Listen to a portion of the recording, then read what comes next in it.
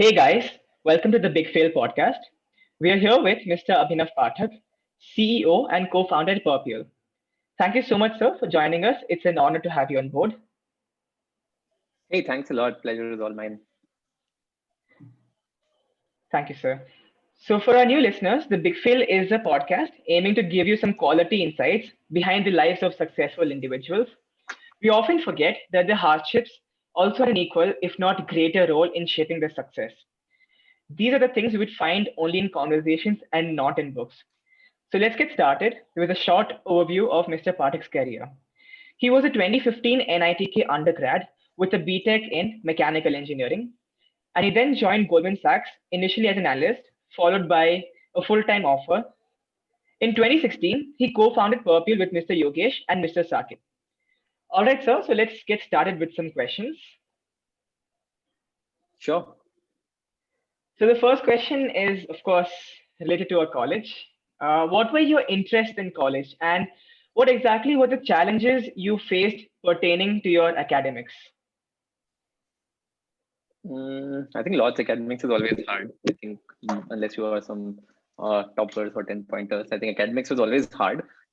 Plus, I think on the interest side, right, I kept on developing interests in college. That's one thing I really loved about NITK. I think it's one of those colleges which really gives you that depth to explore as much as you really want. So my interests were all over the place, right, from entrepreneurship to cultural activities to debates to months to some academic interest to some research interest to some other branch research and internship you can say interest. So I think I did try a bunch of things, and I was a avid basketball player as well. I did try cricket and football as well.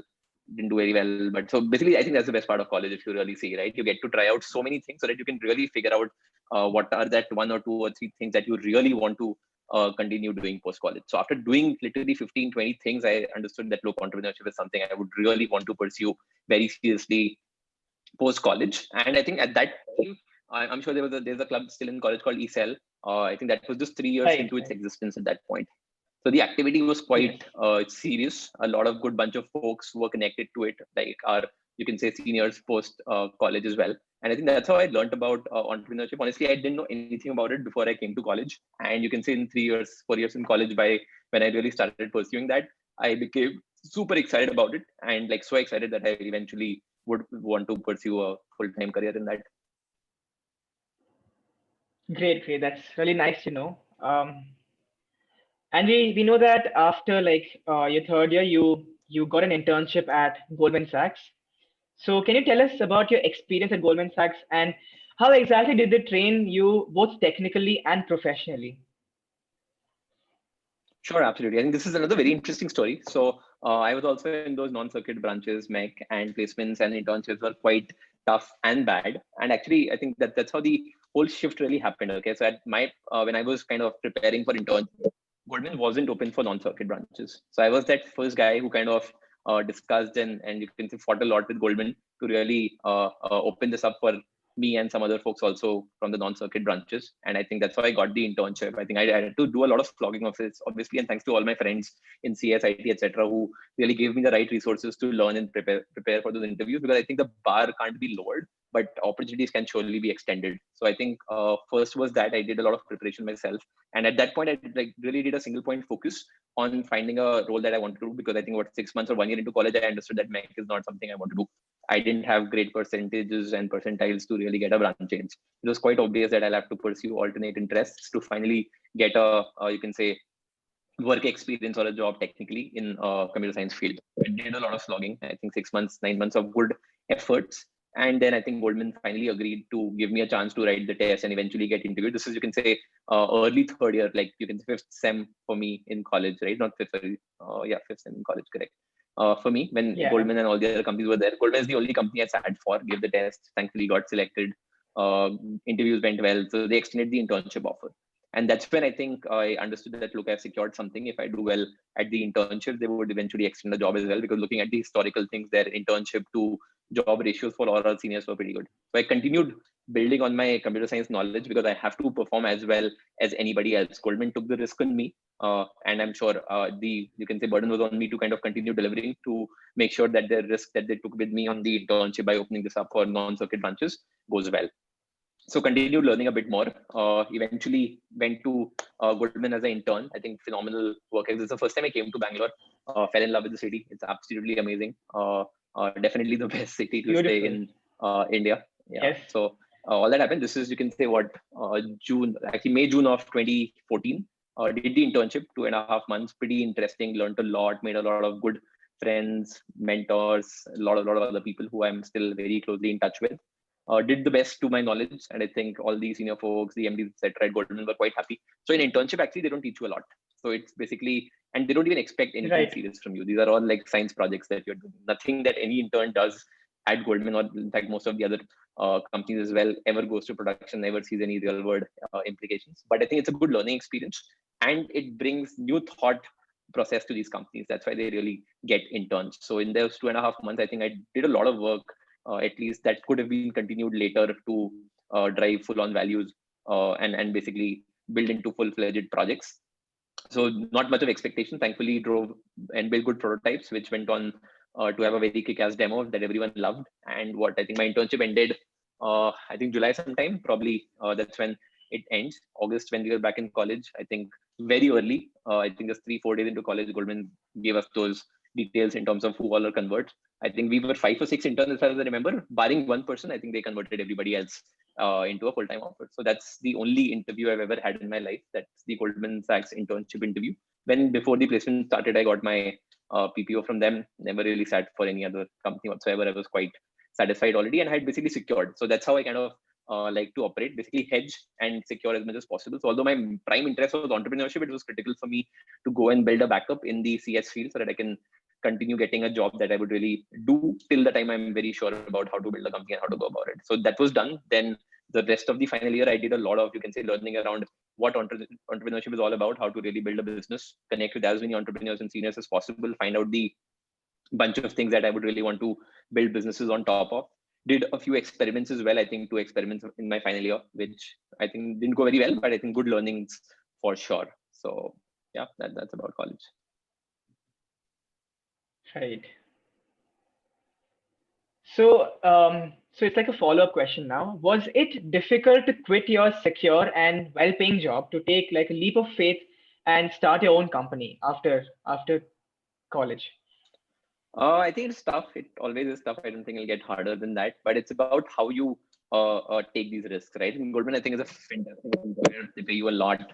Definitely not something you would feel bad about. Then they have a beautiful training program where they Right. send you to New York. I think I was a lucky lot. They sent us to New York for 3 months. It's still there for a pretty long time. I think all great things are happening. But what I quit my job fairly early, 14, 15 months into Goldman, I decided to quit my job. So how we generally take these decisions is about measuring the downside. And I think Jeff Bezos has a very interesting principle here that in life, if you really are going to have a very fulfilled life, you should minimize the regrets that you have. And whenever you don't see a very crazy downside of the thing that you're really going to do, just do it so that you don't have a regret of not doing it. So that's how I kind of measured this whole decision, that what's the worst that can happen, right? My company will not go anywhere. I'll wait 6 months of time. I had built enough relationships and networks that Goldman will give me a job back again. That's the absolute worst case. I may go and take a job somewhere else also, but I think I already have those relationships and they will take me back with open arms. So when you have that type of vision, it just becomes very easy to kind of take that call and then do really what you want to do. So 14 months, thanks to Goldman and the com that they give you enough cushion to kind of survive and pay for your expenses for next 2-3 years. So that's again very critical. When you're starting a company, you can't expect good cash flow coming in early. So you should have Right. a, you can say, cushion for at least 2 years. We needed it for much lesser time. I think we got funded in 6 months of the journey itself, but at least plan for a 2-year cushion so that if at all things don't go right, you can still survive. And I think it's about lifestyle choices, right? Once you start living a certain lifestyle, you can't compromise on that. So just make sure you have enough cash to support that for 2 years. In 2 years, you'll totally figure out whether it's going well or not. Is how, I mean, I kind of finally made a mathematical decision when the downside was capped at a minimum loss of 6 months, 1 year, 2 years. And I think we had enough cash for that. So we took the call. It was fairly easy after that. That's great. That's great. And what exactly was the motivation behind Perpule, your company? Right. So, I mean, motivation really was to build a company and really pursue entrepreneurship. But on top of that, that alone is not enough. On top of that, when I was in New York with Goldman, I kind of happened to be there during Labor Day sales, and these are the, you can say, very, you can say, top-notch sales where the offline retailers in US really go mad, give massive bunch of discount. These stores are crowded, massive lines and chaos in the stores. So I kind of witnessed that firsthand myself, and I understood. And at the same point, Amazon, Flipkart were scaling beautifully in India. Amazon was kind of owning the ecosystem in US as well. So at that point, I understood. And the debate basically that was going on was that would offline stores even continue to exist, or would they die down to the massive scale and the growth that Amazons and the Flipkarts of the world are going through. So since then, we had the same core thesis, and even today, that the offline stores are not going anywhere. The kind of momentum they have is just crazy. Like offline stores contribute to 95% of retail sales in India. Online, despite all the growth and the massive amount of money that has gone in, still contributes to 4% of the overall retail in India. So we understood that the momentum is huge. Obviously, they have a few downsides. They have a few, you can say, things which are not in their favor, but they would sooner or later learn and kind of optimize their businesses to give a good enough fight to online players. And this was the first point. Second point was that online and offline, the gap would bridge. Finally, the customer wouldn't care whether he or she went to the store to buy the products or he got them delivered at their houses. Finally, it's about the products and the shopping experience that the customer wants. So the online guys would go offline guys would go online. This whole intermixing would happen. That gave us a feeling that, look, the opportunity is huge. Unlike the retailers in the US, if you look at geographies like India, Southeast Asia, Middle East, Europe, retailers aren't, you can say, tech first. Like, for example, in US, it's Walmart, Tesco, Macy's, etc., who have very large engineering and tech and research teams which can build tech products to help optimize their offerings. But in markets like India, Southeast Asia, Middle East, that's not possible. That's not going to happen. That's where we saw a good fit. Yes. That how can we become a tech partner for the retailer to really give them the cutting edge products that can add a lot of value to their customer experience and the overall store operations. We did some basic math there to understand how big the market really is. So we understood, we were quite amazed to see the opportunity to really build a very large business here. So we took it as the one-time opportunity, because I mean, the more you delay, the more number of companies would enter here and kind of solve this problem. So we felt the timing was right, and that's when we really took a call to quit our jobs, etc., and start Perpule. Right. So now that you decided that, okay, I'm going to come up with a startup, I'm going to come up with Perpule, you had these ideas in mind, you had the motivation, you had everything ready to start to establish your own company. So now once you established it, can you take us through some of your failures or learning experiences from that time in the beginning when you just established your company? Many. So I think failures are something that are basically very glorious events where you get to learn a lot at a very fast pace. And like everybody else says, right? Again, a big fan of Jeff Bezos, right? How he says that one right experiment, one right success would pay for thousands of failures and failed experiments, etc. That's actually very true. So unless you try, you will never really get to that hit, and nobody gets lucky easily. So you have to keep trying. I think failures are literally every single day, and now I think we've understood it's a part of life. So we don't even feel sad and demotivated about failure, because it's just work, and eventually one way or the other you will get what you really need to eventually. It may take longer than expected. That's the only thing that can happen. But if you're determined with the right focus and energy and resources, you will definitely get where you want. So I think failures took a lot of time, and they, I think, teach you a lot to become humble and patient, that success is not easy. Keep striving for it, keep trying for it. One day you'll surely get it. So to name a few, I think many. While fundraising got rejected by the leading 10 VCs in India, before we actually got the 12th or 13th ones to really extend term sheets and give us those offers to kind of raise funding, then I think this is still fairly small, because you always know that funding experience is going to be like that. It's going to be fairly tough. I think the larger and the biggest failure, at least in the first 2 years of Perpule, was that we started Perpule with a, you can say, very core focused mission around self-checkouts. We wanted to build a self-checkout mobile app, which will allow customers to check out of the stores without standing in the lines and waiting for a cashier to bill them. We started with that, and almost 12, 13 months into the business, we figured out that, look, this is not scaling, and this is not going to fix the problem for multiple other reasons. And at that point, we had to kind of formally conclude that, look, self-checkouts are not working. We still have the opportunity to build something else. We still have the cash team, runway, etc., to figure it out, but let's pivot. So when you pivot, you have to conclude that what you're doing first is actually a failure, and you take the learnings and close the chapter so that you can go and put all the energy and resources and start focusing on something new. So I think that by far was the biggest failure, not because of the quantum of the impact. Basically, a lot of cash had gone in, a lot of effort, time. These were like 13 months of time, and the cash we had spent to make this happen was huge. So I think that is still easy to adopt and absorb. The harder piece was that was the premise for Perpule. That's how Perpule really started. So it was very hard emotionally to Yes. accept that. But I think that's what maturity teaches you. I think probably in first 3 months, I couldn't have done that, because maturity is something that you get slowly every day, and it compounds massively over a period of time. So I think what 15 months into the business, I understood that, look, there is no point being emotional. We are here to do a business, and less emotional you can get about stuff and failures and accept things faster, I think the easier it would be to really operate the business. So with that maturity, we took the conscious call that, look, we are wrapping this up. It didn't work. That's okay. We got a fair share of learning. We got a beautiful network. We had by then all the 6-7 leading retailers in India. I think we have those relationships. We have those learnings. We'll go and build something else. So having that, you can say, freedom is what we kind of prioritized, and we went back to the drawing board and rediscovered on the other problems that retailers have, which finally got us the product market fit. And I think after that pivot, we kind of moved to a retail billing solution, and that has been scaling beautifully for the last 2.5 years for us.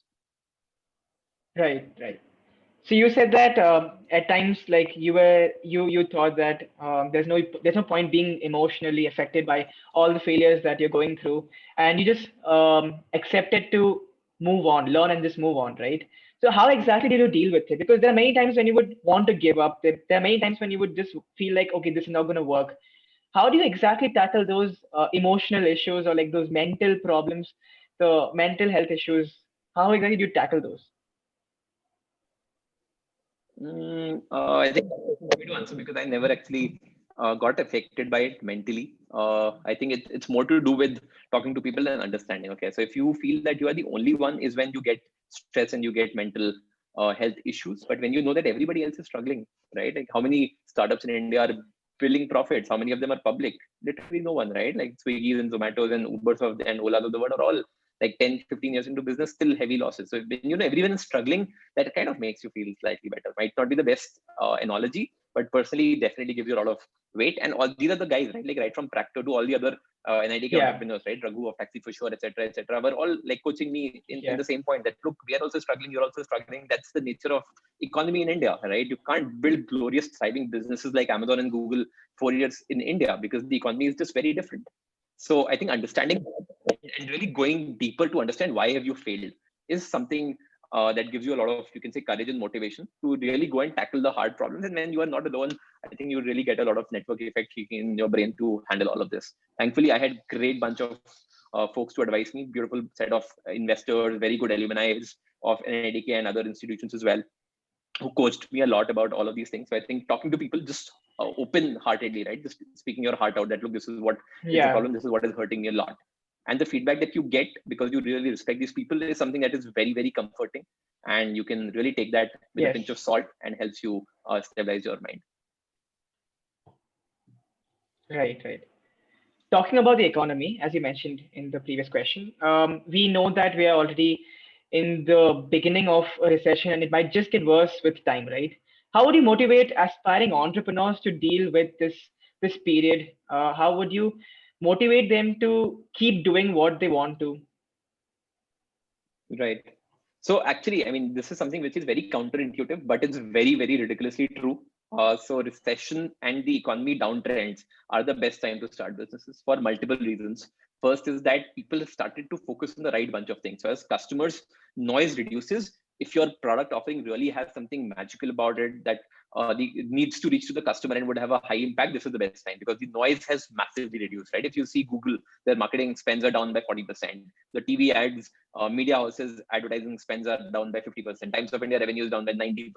So this is the time when people are not advertising everything out there, right? So if you're really building value and you're doing value creation, your messaging will actually be a lot more easier and much cheaper to really reach out to the customers. This is first. Second is the resources are at their all-time low. Like crazy bunch of people have lost their jobs. People aren't expecting crazy hikes. So I think it's a very good system from a cost perspective, that all the costs, right from advertising to customer acquisition to resources, hiring, manpower, everything has gone down.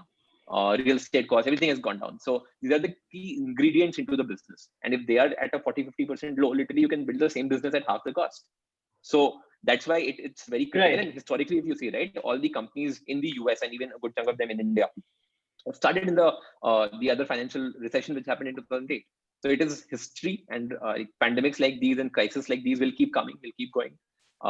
Humanity as a, you can say, community would continue to exist and would continue to fight with it. Their priorities and their focus and their types would change, but we're all not going anywhere. These type of crises will keep coming. It's best to kind of invest in the right direction at the right time and take the advantage of that. That's first. Second is, if you traditionally look, right, when I mean, how Peter Thiel says it, right? There's a beautiful book called 0 to 1 by Peter Thiel, must read for everyone, one of my personal favorites. It's about, if you really have to do wealth creation and really build a business, you have to go and do some things that other people don't do. It's basically called contrarian view. You have to really be a firm believer in contrarian view and have a hypothesis which is very different from other people. So there's a beautiful question that Peter highlights, that what is that one thing that which is a truth, but very few people agree with you on. So finding that one thing is the real piece. If you have found that, I think this is the best time to start a business. If you haven't found that, this is the best time again to find it, because of the noise reduction in the market. So I think that's how I look at them. And if given an opportunity, would love to start new things again in the market right now. I'm seeing crazy bunch of companies getting funded. So thankfully, economy is slow, but venture investments in startups aren't low. In fact, they're at an all-time high, because everyone knows that this is not happening for the first time. Last time, all the VCs passed on great opportunities like Ola and Uber and Swiggy and Zomato, etc. in the last recession, have all understood that, look, no reason to pass.